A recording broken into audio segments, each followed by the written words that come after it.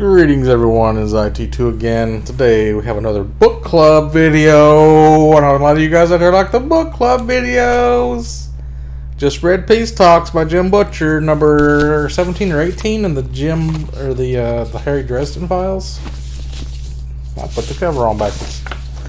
Anyway, the cover is pretty generic. It doesn't really tell you anything that's going on in the book. That's the wizard Harry Dresden, Harry Blackstone Dresden. If you know his true name, you can kind of have more power over him or whatever. If you've ever read the book series, it's like one of the things. I made another video about one of his books. I think the book before the last or the last book. Yeah, the last book got fucking crazy. He always ups the stakes every time, but not in this book. This book he didn't up the stakes as much. I mean, he did, but he didn't get to it. He kind of sets it up for the next book. He really upped the stakes, but it's for the next book, which is already out right now. I don't have it yet. So the last book you find out, because it's a book about this guy Harry Dresden. I know it came out around the same time as the Harry Potter books, but this is a modern adult wizard who lives in Chicago, and he's a detective on the side, but he's also a wizard, and he doesn't like try to hide being a wizard. He just comes out and says, wizard detective. And people just kind of laugh at him, or they kind of believe him, and they hire his services. But it kind of went beyond all that. He's not really doing detective work anymore because it's so far into the series that now he's got all these deals made with the fairies that he's like the Winter Knight for Queen Mab of the Winter Fae. And there's like ghosts, there's demons, there's vampires. His half-brother is a vampire of the White Court. You got the White, Red, and Black Court vampires. You got the Council of the Wizards that have like this Merlin that's based on the original Merlin of King Arthur times. It made this crazy island that Harry Dresden has become the warden of the island, and he's also the knight for the Winter Fae. So he's like two huge jobs. He's the warden of Demon Reach, which is the island that has like this prison with these giant like super overpowered monsters from mythological times and stuff that could pretty much destroy the world or the universe.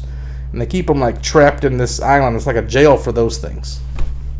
And then in the last book, there's the Wild Hunt, which was kind of like a thing that happens every year around Halloween, I think.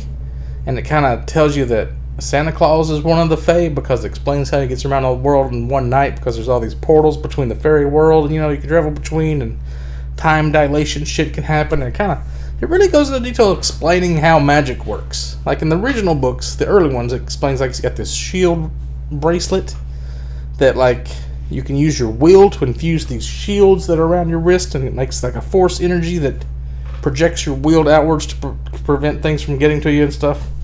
But then he's also got this mentor named Ebenezer McCoy. He's called the Black Staff. He's like the ultra powered. Like he's one of the White Council main dudes, one of the strongest wizards in the world, who trained him. I think he's his grandpa. And he doesn't wear like wizard robes unless it's like a formal situation. He wears like overalls, he's a country bumpkin kind of a wizard. And he doesn't look like a wizard at all until he has to. It's like in this book, there's a fucking wizard duel between Harry and his grandpa. So it's like a crazy epic wizard fight. His grandpa like slices off a chunk of mountain and he's floating on it. And then he starts throwing like a comet at him at the end and like thinks he killed him, but it turns out Harry had this whole illusion planned. I'm not going to give too much of it away, but there's a lot of illusion stuff in this one. There's also an assassination attempt, and he has to like bail his brother out of the Dark Elves. I think the Svartalfheim, from like the Viking lore. They have the Svartalfs, the Dark Elves or whatever. Those things were like protecting his daughter and stuff, and that he had to get her out of there because his brother pissed him off by trying to assassinate one of them. He never explained why he tried to assassinate him, so we don't know that yet. And then he ends up having to like put his brother in a prison, in the Demon Reach prison with all the crazy things. And like it shows like when he gets on Demon Reach, he has all these abilities that he's pretty much unstoppable when he's on that island out in the middle of Lake Michigan. And like the White Court vampire sees him like teleport his brother into a prison crystal. She freaks out and tries to attack him with a knife and a Valkyrie. So he just like pretty much bitch slaps them with barely even an effort of will. And that shows you kind of like how much power he has. He can like sense every rock and stone and how many fish are in the lake. And all of the stuff like Demon Reach just kind of connects to his intellectus, they call it. And he has ultimate power He's just like controlling trees and making them sink into the ground like quicksand and just smacking them around with stuff. It's pretty dope. So there's stuff like that. He also finally hooked up with his girlfriend on the police force. Her name is escaping me right now. I keep thinking of other like short girls that look like her that I know in my real life. Kate? Stephanie? No. What the fuck is her name? Karen Murphy. So she's really injured from the last book, so she shouldn't even be able to walk, but she kind of does. She kind of still wants to help him out. So there's this thing that appears during this big peace talk. That's the name of the book, Peace Talks. I didn't even tell you that. It's Peace Talks. So the Unseelie Accords is the thing that all the supernatural people, the vampires, the wizards, the fae, they all kind of agree to like certain rules. And there's neutral areas that they agree to not fuck around with each other in, like this guy, Max Barr. And like they're in the middle of all these peace talks between the Svartalfheim, and there's also this gangster who is the only human to have signed on to the Accords, because his name is Johnny Marconi. And he did something a few books back that really got their respect, and they let him sign on to the Accords, and he's super wealthy, and he built this little castle like on top of where Harry Dresden's apartment used to be, and it really pisses him off. So in the middle of all these peace talks, this old, kind of like a proto-god, I think is what they call it, appears. Ethnios or something like that. I forgot what the name of it was. Itriu? Something like that. I don't know. It's something like that. He shows up with these other guys that are called the... God damn it. Did I ever even read this? There's also a dragon named Ferrovax who is scared to shit of this thing. It's so powerful. Vadarung, he's like an old god. He's there at the thing at the piece. Ethniu is the thing. And then,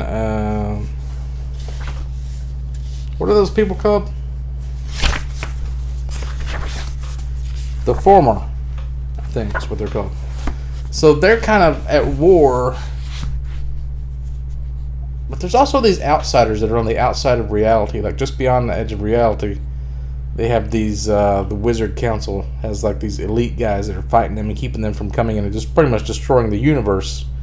So those guys are, I think they're different, but they're kind of like trying to ally with the Formor and allow them in so they can destroy the universe. And they're going. This god shows up and just pretty much bitch slaps Mab, who's like the bitch, the Queen of Winter. She's one of the most powerful beings. She enabled all of these paranormal forces to come together in the Unseelie Accords because she's so powerful. She could like initiate this peace contract, and he just swats her like she's a fly, bitch slaps her through like 2 walls. So that makes everybody realize, oh fuck, this guy's, he's the real deal. Like there's nothing we can do against him, right? So then they're pretty much going to attack Chicago from the lake because they live in the ocean, the deepest ocean.